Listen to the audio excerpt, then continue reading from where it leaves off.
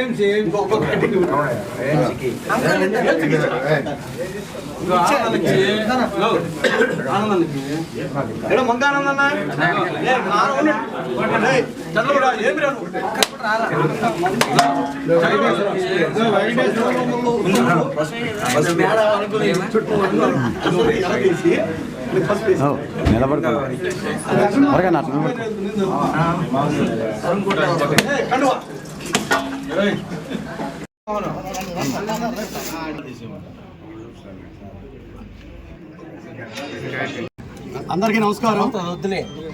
ఈరోజు వెంకటగిరి చరిత్రలోనే శుభదినం. ముఖ్యంగా మా వెంకటగిరి నియోజకవర్గ శాసనసభ్యులు లెజెండ్ శ్రీ కురుకొండ రామకృష్ణ గారు ముచ్చటగా 3వసారి విజయ కేతనంతో గెలిచి చేనేతల మీద మక్కువతో వారి మీద ఉండే ప్రత్యేక దృష్టితో గత దాదాపు 14 సంవత్సరాల ముందు నుంచి మేము ప్రయత్నిస్తున్న సొసైటీల ఏర్పాటు కోసం ఇన్ని సంవత్సరాలు కానాటివి ఈరోజు మా శాసనసభ్యుల వారి సహకారంతో 7 నూతన సంఘాలు రిలీజ్ కావడం వెంకటగిరి నియోజకవర్గానికి, అందులో వెంకటగిరికి. దాని ద్వారా ఈరోజు మహేశ్వరి HWCS అని NHDC ద్వారా పట్టు డిపో శాంక్షన్ చేయించిన మా కురుకొండ రామకృష్ణ గారికి జీవితాంతం చేనేత కార్మికులు వెంకటగిరి ప్రజలు రుణపడి ఉంటారని ఈ సభాముఖంగా తెలియజేసుకుంటున్నారు. ఎందుకంటే పెరిగిన నూలు జరీ ధరలు, అలాగే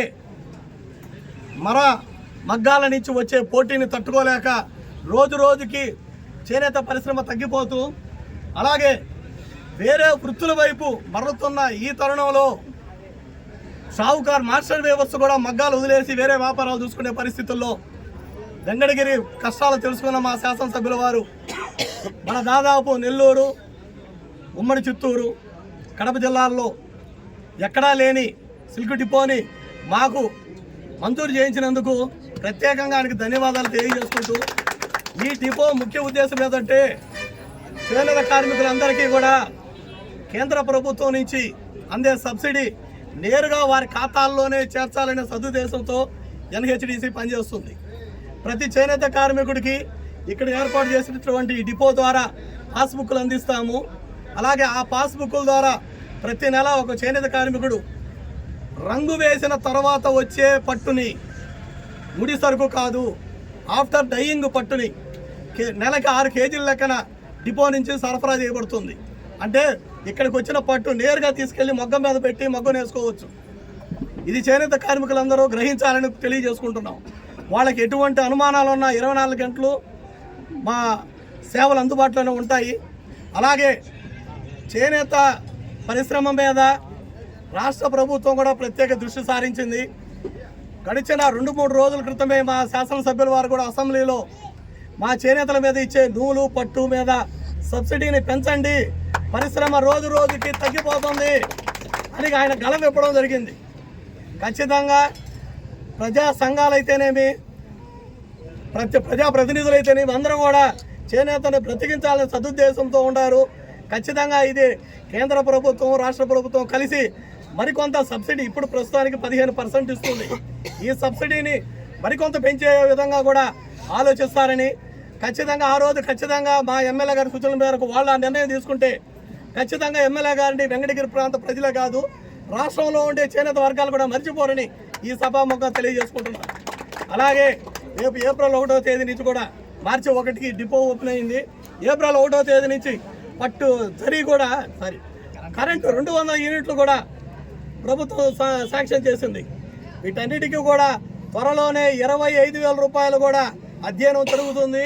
వీలైనంత తొందరగా మా శాసనసభ్యుల వారు దాని మీద గట్టిగా ప్రయత్నిస్తున్నారు. వెంకటగిరిలో చాలా బడుగు బలహీన వర్గాలు చేనేతలు ఉన్నారు. తొందరలోనే 25,000 కూడా చేనేత కార్మికులకు అందించి మాకు సహకారం అందించవలసిందిగా ఎమ్మెల్యే గారిని ఈ సభాముఖంగా వేడుకుంటున్నాను. Thank you. మన వెంకటగిరి నియోజకవర్గ చేనేత కార్మికులకు సబ్సిడీ ద్వారా మనకి నూలు పట్టు సరఫరా చేయడం అనే ఈ గొప్ప కార్యక్రమాన్ని ప్రారంభించడం చాలా సంతోషంగా ఉంది. దీని వెనుక మన ఎమ్మెల్యే గారి సహాయ సహకారాలు, ప్రోత్సాహంతో మన గంగాధరు అండ్ వాళ్ళ టీం వాళ్ళ కృషి వల్ల, ఎన్నో సంవత్సరాల కృషి వల్ల మనకి ఈరోజు ఇది రావడం జరిగింది. అంతేకాకుండా మన అసెంబ్లీ దగ్గర కానీ, మన కమిషనర్ లెవెల్లో మన ఎమ్మెల్యే గారికి, మన గంగాధర్ గారికి, కోఆప్టెక్స్ కమిషనర్స్ లైక్ రేఖారాణి గారు కానీ, ఇంకా కేంద్రం తరఫున వీణా మేడం, వీళ్ళందరినీ ఎంతో ఇదిగా మన పరిచయస్తులు చేసుకుని వాళ్ళ దగ్గరికి చాలాసార్లు తిరిగి, మన ఎమ్మెల్యే గారు కూడా వాళ్ళ దగ్గరికి వెళ్ళి, ఎప్పుడు మన ఎమ్మెల్యే గారు ఒకే ఒక మాట అంటారు, మాది వెనుకబడిన ప్రాంతం, మా ప్రజలకు ఏమైనా చేయాలి అని చెప్పి వాళ్ళని అడిగి ఎంతో ఒక ఫ్రెండ్లీ తత్వంతో ఈ పనులన్నీ తీసుకురావడం జరుగుతుంది. దీని కృషి వెనకలు ఉన్నటువంటి ప్రతి పెద్దలందరికీ ధన్యవాదాలు తెలుపుకుంటున్నాను. ఇంతటితో ఆగిపోతుంది. గంగాధర్ గారు చెప్పినట్టు విధంగా ఈ నెల నుంచి గత 6 నెలల లోపల 500 మందికి కార్డులు సరఫరా చేసే విధంగా మాటిస్తున్నారు. అదేవిధంగా ఆయన నిలబెట్టుకుంటారు కూడా. ఇంకా మున్ముందు ఇలాంటి మంచి కార్యక్రమాలు వీవర్స్కి జరగాలని మన తెలుగుదేశం క్యాడర్ అందరూ కూడా కృషి చేస్తారు. దీనంతటికీ మన ఎమ్మెల్యే గారి సహాయ సహకారాలన్నీ తప్పకుండా ఉంటాయి. నేను ఇంకొక ఉదాహరణ చెప్పాలనుకుంటున్నాను.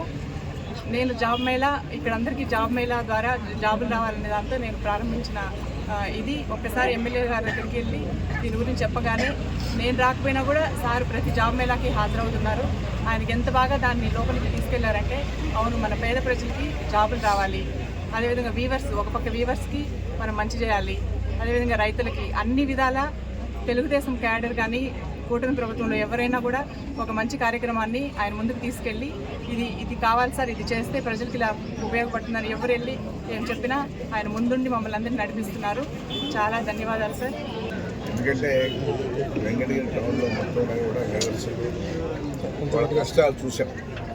ఎందుకంటే ఆ కుటుంబంలో ఎంతమంది ఉంటే అంతమంది కష్టపడాలి. భార్య, భర్త, బిడ్డలు అందరూ. ఆ కండీలు చుట్టే కానించి అన్ని రకాల కష్టపడితే కానీ వాళ్ళకి ఒక 20,000 రూపాయలు నెలకు రాదు. అందుకని అసెంబ్లీలో కూడా చెప్పాం, ప్రస్తావించాం, లెటర్ కూడా ఇచ్చాను. ఎందుకంటే ఈ సబ్సిడీని కూడా 15% ఇచ్చేది దాన్ని 20% పెంచమని. ఎందుకంటే ప్రతి పేదవాడికి ఒక నెలకి 1,000 రూపాయలు కలిసి వచ్చే విధంగా చేస్తే బాగుంటుందని చెప్పి కూడా చెప్పడం జరిగింది. కాబట్టి ప్రభుత్వం కూడా దాన్ని దృష్టిలో పెట్టుకొని చేస్తుందని చెప్పి నాకు నమ్మకం ఉంది. అందుకనే వీళ్ళకి ఇంకొకటి, ఇప్పుడు ఎక్కువలో ఇల్లు ఇచ్చాం, ఆ ఇళ్లలో మగ్గాలు పొందడానికి కూడా అవకాశం లేదు. కాబట్టి సైట్ కూడా ఏర్పాటు చేసి ఆ మగ్గాలు పెట్టుకునే ఒకే దగ్గర అందరికీ ఆ నంబర్ వేసి ఎవరికైతే అలాంటి షెడ్స్ కూడా ఏర్పాటు చేస్తాం.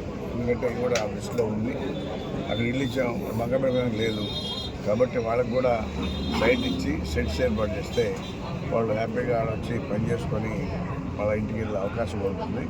ఇది నా దృష్టిలో ఉంది, ఖచ్చితంగా చేస్తానని చెప్పని కూడా తెలియజేస్తూ, ఎందుకంటే ఇక్కడ ఎక్కువ మంది 20-25 వేల మంది వాళ్ళ దృష్టిలో పెట్టుకొని మన ప్రభుత్వంలో మా ఉద్దేశం ఒకటే, రాబోయే 29కి మ్యాక్సిమం అందరినీ బాగా అన్ని రకాల హెల్ప్ చేయాలి.